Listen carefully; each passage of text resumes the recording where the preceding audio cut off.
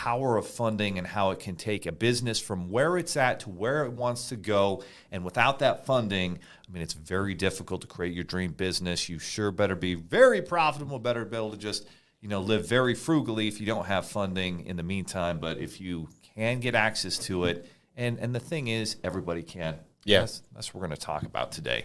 All right, so at the top here, we'll start with the Kevin Plank Under Armour story. And, it starts in Maryland. And Kevin Plank is this walk-on college football player with the University of Maryland. They're doing 3-a-day practices in the early days of August, the dog days of summer. And it's 80-90% humidity. And they've got these cotton T-shirts on, and it's just full of sweat and humidity. And they're just so... They just feel weighed down. They feel like they're slowed down by it. And he's like, there's got to be a better, material out there. So, Ty, when you think back to when you were going through, football practice right before, the season would start and you're doing a bunch of practices a day, do you remember, any apparel that you were wearing? Like, did you have any Under Armour apparel? I did, Leo. I am a little bit younger. So the Under Armour generation, I still remember I was like 10 years old when that whole they're wearing the chains, protect this house, like those crazy commercials. I love those like commercials. That's kind of when my football career was starting. So I actually I did wear a lot of Under Armour throughout my football career, and it was noticeably different when those days you'd forget it or it was too dirty and you'd have to wear a cotton shirt under the pads. And I mean, that was some revolutionary. They had some revolutionary creations when it came to not just hot gear, but cold gear as well. No question about it. And so an amazing breakthrough, and Under Armour is now the number 2, I think, sports apparel company in the world, number 2 to Nike. And, I don't think that they've made the inroads with shoes, but the apparel, I think they have just dominated it, and they've done just such a unique breakthrough. I mean, a disruption of the sports apparel industry where everything was cotton shirts that were nasty. And look at all the shirts you wear now. Everybody's copying them and using the same idea, the same type of material. But so in the mid-'90s, there Kevin Plank is, and this guy's an entrepreneur. Like, he would go and buy a bunch of roses, and for all those college students who are hoping to, hook up and get lucky on Valentine's Day, he's selling a bunch of roses. He was selling food, tickets, all these things, and so he saved up like $20,000.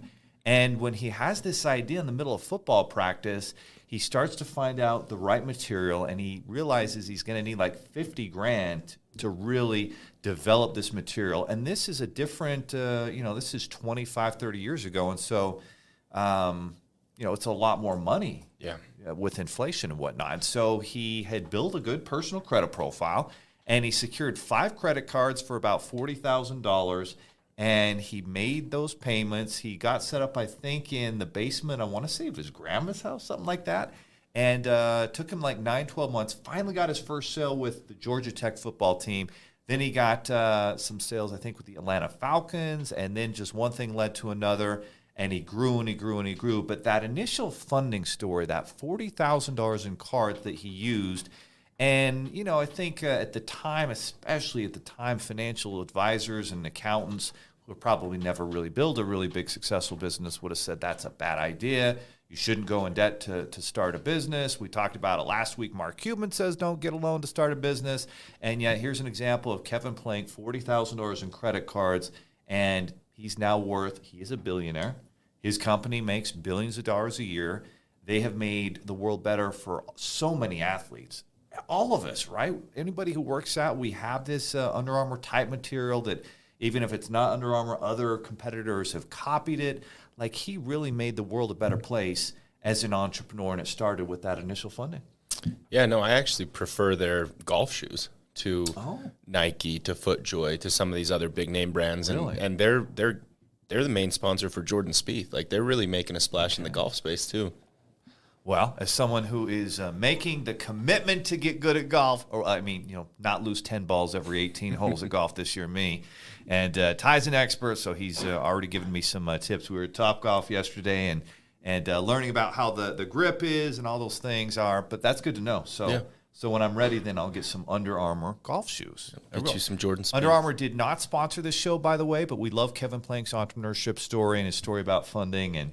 And it's one that we've used and that thousands of our clients have used very similarly to create amazing businesses. So we'll definitely talk a little bit about that. All right. So at the foundation of Kevin Plank, to get $40,000 in credit cards, and that's still a viable way.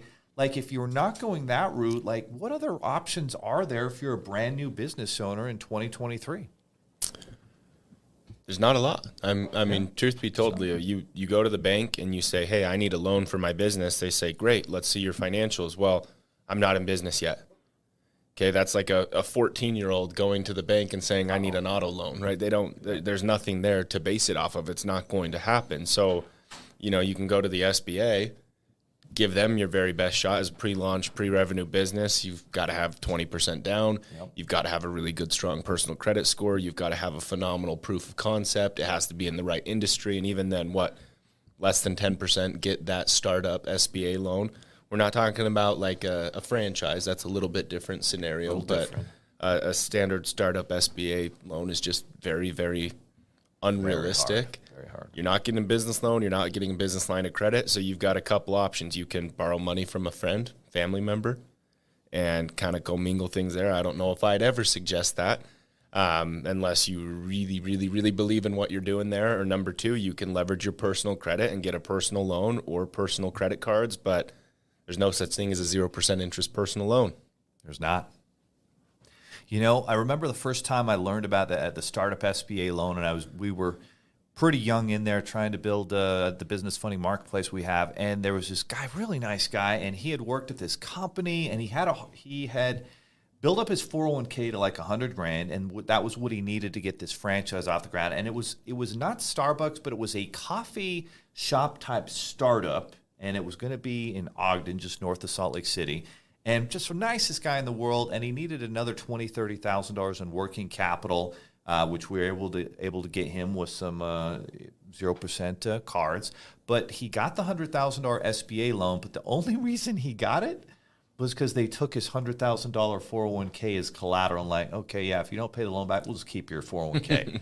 So it's almost like, hey, here's $100,000. Now you give me a loan for $100,000. Is that even a loan?